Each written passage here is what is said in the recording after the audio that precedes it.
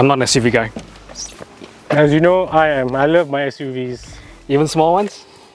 Bro, this is not small, it's just compact. Get that right. Small, compact. Okay, guys. Compact. Yes. Not so compact. Yes. How much? 333,000 ringgit. Just not that much. 236,000 ringgit. Yeah, okay, it's cheaper, but it doesn't have this, you know, I've got three-pointed star. I got a German badge too, okay? But it's not a three-pointed plug.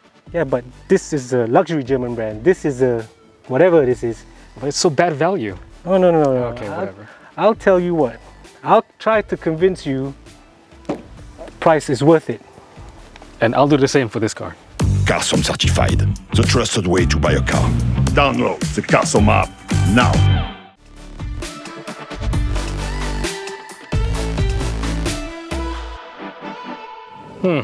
Not better. Beautiful. AMG-Line? Yes, AMG-Line. R-Line? Yes. Noticing that this looks like a Golf R-Line, but blown up like an atom bomb just went up inside it and just supersized it. All these angles going on, but you like a jelly bean. No. You're getting this all wrong. This looks like a hatchback, okay? Just that's it. Yeah. This is inspired by decades of design. And that design is a G-Wagon. But a G-Wagon is all angles. This is a jelly bean. Well, it's got to keep up to 2022, right? So, you know, got to smooth it out a little bit. But look at it. Beautiful. 19-inch wheels, right? Yes, 19-inch Same wheels. over here. Look, this is the exact same wheel design, the Valencia wheels, as the Golf R-Line. Yeah. This is exactly the same wheels that Mercedes-Benz have been using on every AMG Line car. Oh, okay, I gotta give you to that. I mean, they don't have the best selection of rims, but you know, that's an easy fix. Just go to the shop and voila. Yeah. You know, so yeah. The thing is, if you buy an SUV, are you buying it for the looks? No, which we will get to in a bit, okay? Because you know what? I got off-road mode. Do you got that? Yes. All right, Jim, so this car is largely based on the A-Class platform. You don't say. But, they have gone to town with this area here, the dashboard, okay? So if you look at the A-Class, it'll look like one of those urban cars. But this, like I said, once again, is inspired by the G-Wagon. Check all this metal, utilitarian look, carbon fiber kind of material here. But yeah, and look at this. Twin 10-inch screens, Jim. I mean, look at it. This is premium meets utilitarian.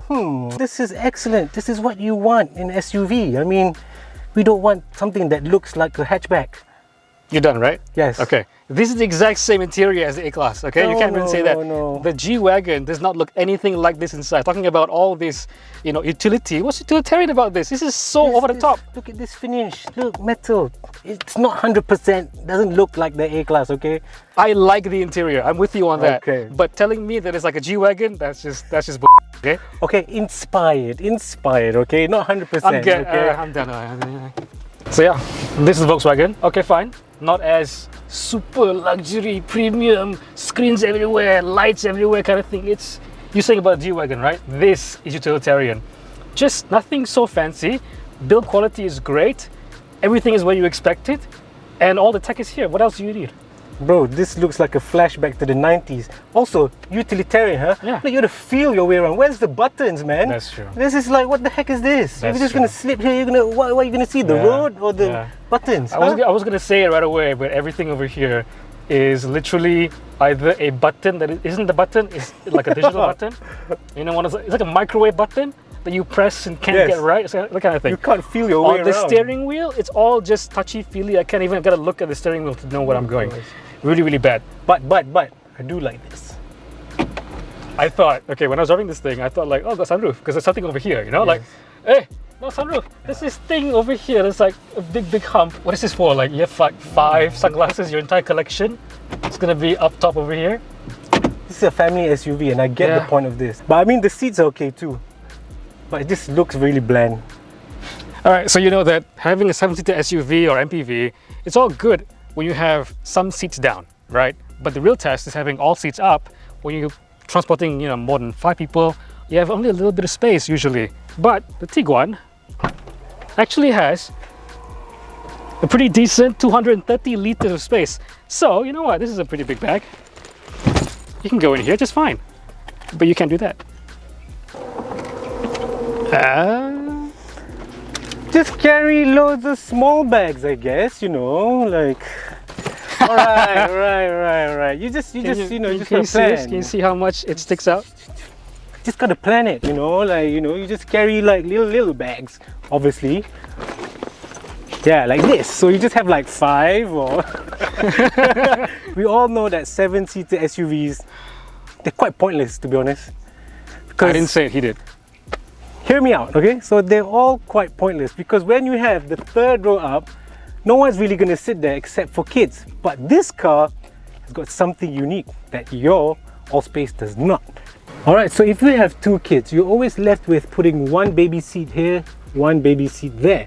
But in this car, you have options, okay? Because in the 3rd row, the 2 seats at the back also have ISOFIX anchor points. So what you can technically do is put this seat down, put this seat down. That's good shine.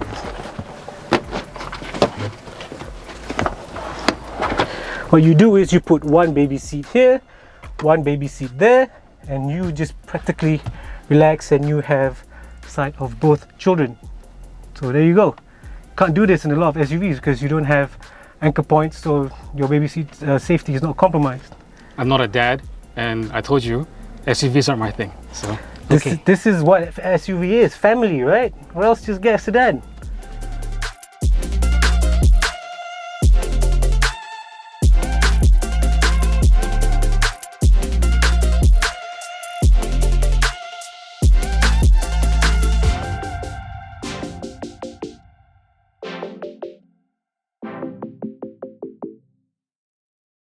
So with the magic of editing, we're back here in the morning before we head to our second location to do all the other tests. So here in the morning, patronize our usual location to shoot the fuel consumption tests, the most boring test, but I guess you want to find out that kind of thing. So we have all-wheel drive, SUVs, 7 seats, turbo engine, 2 liters. Which one consumes the most fuel? I guess we'll find out, and the Mercedes is going to lose, of course.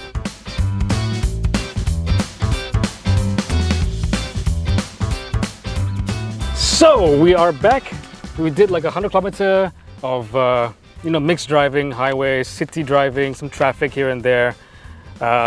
So 100 kilometers in a 2-liter, 7-seater heavy SUV. It shouldn't be that impressive, but I'm smiling. We rolled up to a Petronas station again, and we filled up, and I was really surprised. When it clicked, the thing only said 3 ringgit and 40 cents. That's crazy. I paid almost nothing to go 100 kilometers. I think it might be a mistake, but I'll take the win. Adam? Yeah, it just doesn't sound right, man. How come I had to pay 12 ringgit? That's not fair. Same it's the price of engine. luxury. It's the price of luxury. Actually, good point. We don't care about price because we luxury. So you know how the Golf R-Line uses the 1.4 TSI, this sort of basic formula of 1.4 TSI engine with a 7-speed dual clutch. When you move up, I guess in size, to the Golf, from the Golf R-Line to the Tiguan R-Line, you get sort of a blown up Golf GTI, because what you have over here in this car is the EA 888, the 2-liter TSI, producing 220 PS and 350 Newton meters of torque. It's quite a lot of torque and power, but this is a 7-seater SUV, right? So the whole point of this isn't really speed or handling. It's all about practicality and how much stuff and people you can fit comfortably. Say what you will about DSGs, dual clutches, whether or not you try and trust VW with dual clutches these days. I mean, I do. They've gotten way better. I mean, the shifts are still lightning, but they're way more reliable. Sport. There you go, sport mode. Things turn red ahead of me, all dials. The throttle mapping has changed.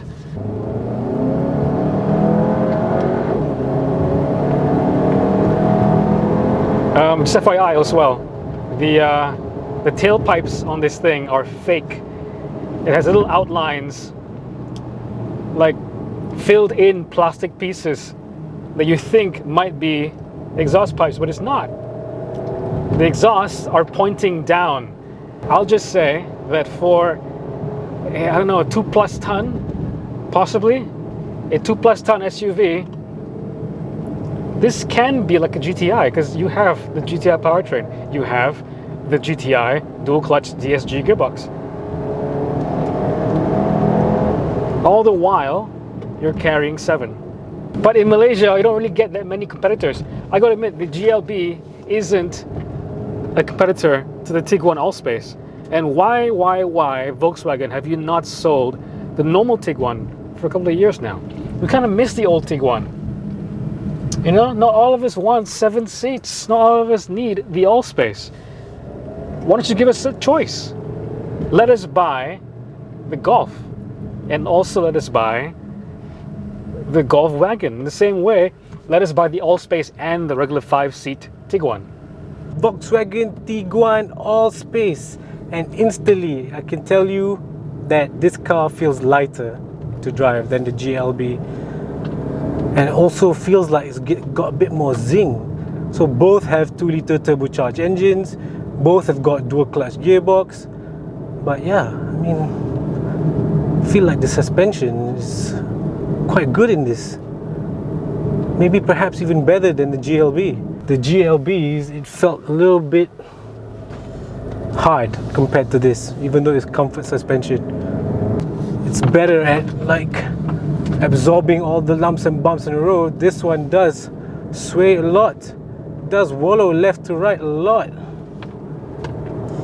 I'm not saying you can't have fun in this, but yeah, I feel like your body is being chucked everywhere. You can see from my lean here. Say that though, I mean, like if you're thinking of comfort, then I think this might possibly be the more comfortable car. Driving dynamics, I think I'll have to give it to the GLB. Alright, so now we are in the GLB 250, and to me anyway, personally, I've always thought that Mercedes' 250 range, including this one, has always been good in terms of raw speed. From its 2-liter turbocharged engine, it gives you 220 PS of power and 350 Newton meters of torque. Suspension wise, the GLB 250 or even any GLB really come with comfort suspension as standard, and this is really important to me in a family SUV. It pretty much soaks out any of the lumps and bumps. You pretty much just drive in comfort, and there's no really busy feeling of the suspension going on here.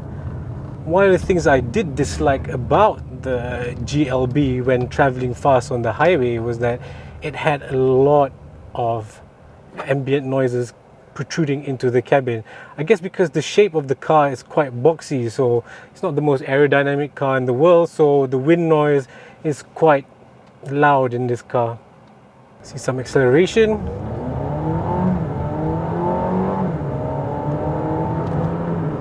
Yep, definitely gets you into illegal speeds quite quickly and turns you into a hooligan. But this is not meant for that. Like I said, I think the point of this car is a family SUV. That comfort suspension tells it all, and yes, you do and you can have some fun. Let's say if you go long distance and you get off the highway, and this is still a car that can handle the bends quite well.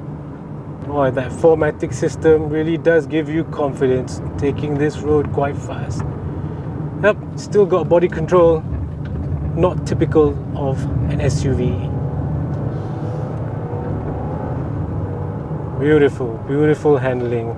Doesn't feel large, just feels like a small compact car despite having 7 seats. Whew. Chameleon. Mercedes-Benz GLB. You know what? This feels tighter, even faster already.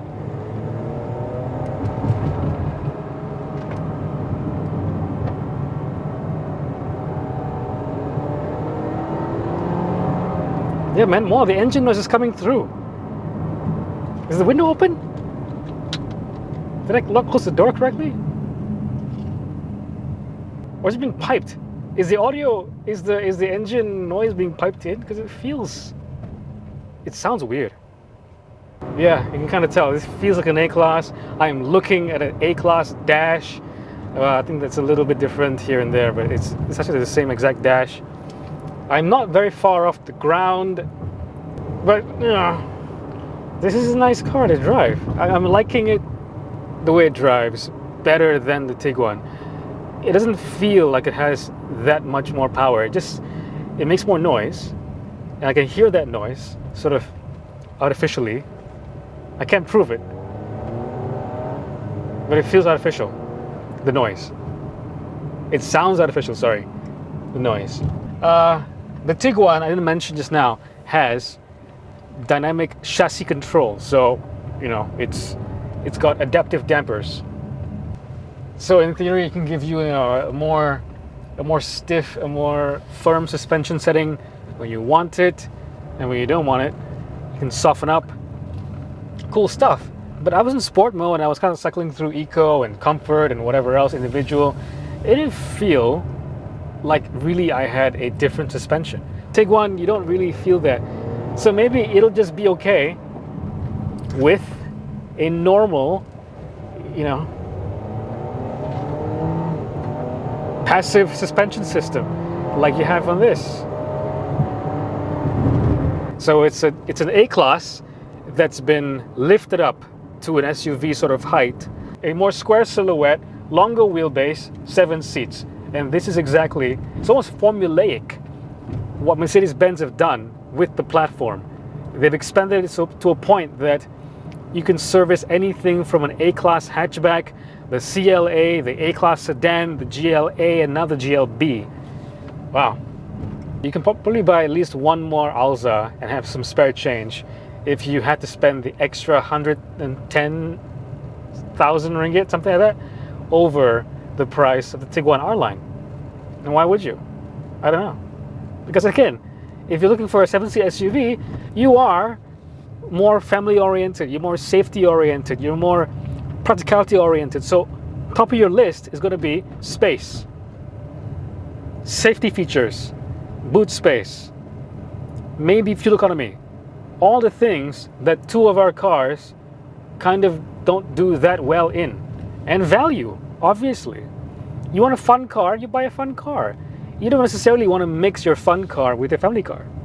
Alright, so there you have it, our little comparison of the Tiguan Allspace and the Mercedes-Benz GLB 250.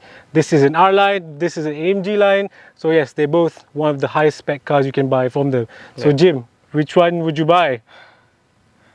Like I said before, I'm not an SUV guy, but if you're going for an SUV that's practical, that is spacious, you gotta go for the Tiguan. All space. It's just so much more space than the GLB. Yeah, and the matter of fact that it's cheaper, yes, it's probably the most value proposition here out of the two. Yeah. But Jim, sure. I gotta ask you this question. This is a family SUV, right? Nobody wins. Well, and it wins. Wait. This is a family SUV, right? Yeah. So what does your family deserve when it comes to safety features? They deserve airbags. They deserve anti-lock brakes, essential. They deserve ESC, essential. Anything above that is just like asking too much. What about that extra protection? Okay, fine. In normal Volkswagen Malaysia, Audi Malaysia fashion, this doesn't have, even though it's the most like family-oriented car that they have right now, this doesn't have any safety features, except lane keep assist. The most annoying feature, it needs AEB, doesn't have it. It needs a 360 all-round view monitor camera thing, doesn't have it. It needs blind spot monitoring, doesn't have that either. But the GLB, yes, it's got all of them. Don't need to question it. But that's just one of the pitfalls. But still, for what you're paying for it, it's still a good value for money family SUV, I feel. Actually, you know what? I would buy the Mazda CX-8.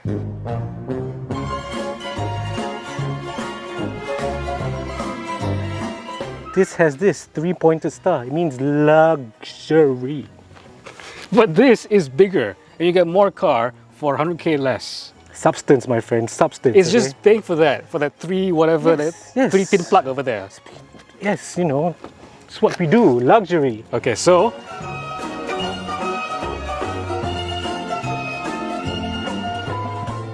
yeah, well, this is actually. Wait, sorry. I didn't find the right word.